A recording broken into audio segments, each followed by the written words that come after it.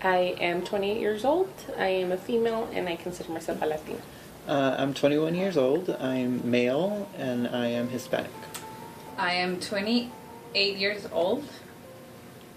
I am female and I will not like to specify my ethnicity.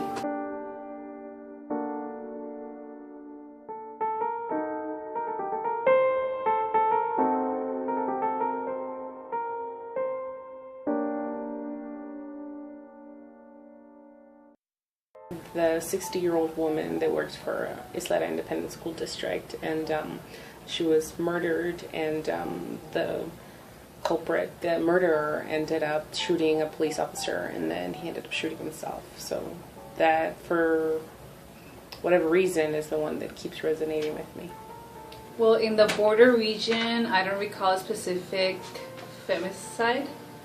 However, I mean, there were a lot of cases of violence in 2000.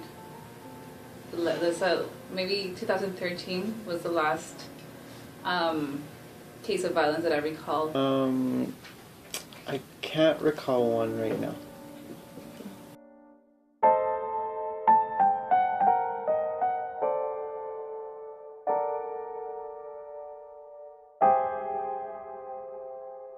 I can definitely see how we can feel disconnected, especially when it was so violent and so dangerous to go to Juarez. And I know personally I stopped going. And once you cut this link with this city that is so close to you, the people and the country just seems like a distant place. So I am very lucky, like all the other women that live in El Paso, to live here in one of the safest cities, quote unquote cities, right, here in the United States. But is it concerning? Yes. Any woman hearing of another woman's death should be concerned.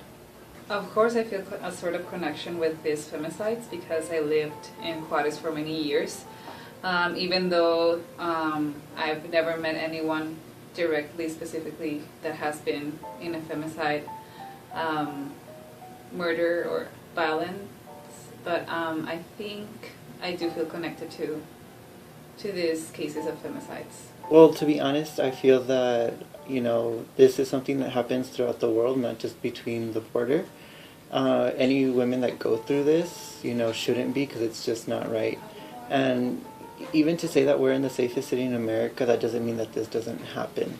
So, I don't feel that disconnect. I feel that we should very much be involved within these situations, just because it does affect everyone. I mean, mainly these women, but it's our job as a community, as those who are aware, to, stand up and do something about it.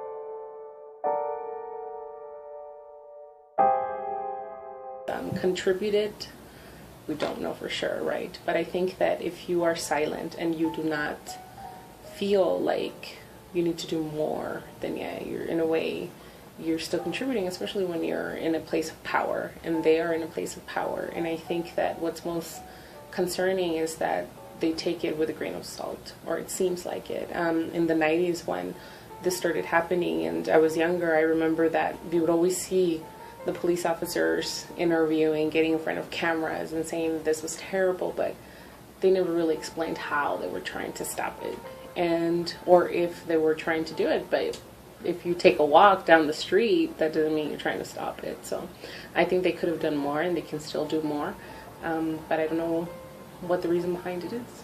Well, the police, based on my own experience, I don't know if they have, I don't like to judge or point fingers if I don't know if I don't have a clear argument on how to support something. So based on what I've read and what I've seen in the media, I think the police in Juarez might be somehow connected, because I mean they have a reputation of being very corrupt. I can't answer that with a straight answer. I've heard so many different things when it comes to this. It could be, the police taking, bribes or, other things.